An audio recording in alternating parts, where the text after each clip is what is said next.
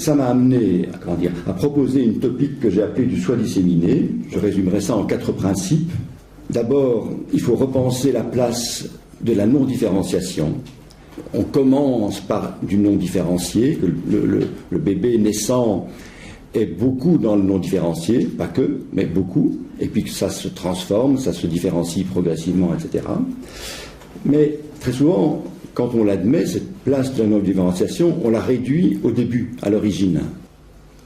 Deuxième principe, il faut donc, me semble-t-il aussi, repenser les processus de différenciation, individuation, en termes de coémergence de l'individu et de son environnement. Et c'est là que je me suis appuyé sur les travaux de Simondon.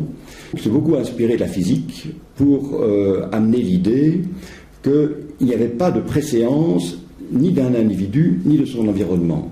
Les deux émergent en même temps. Cette émergence amène alors la notion d'un dedans et d'un dehors.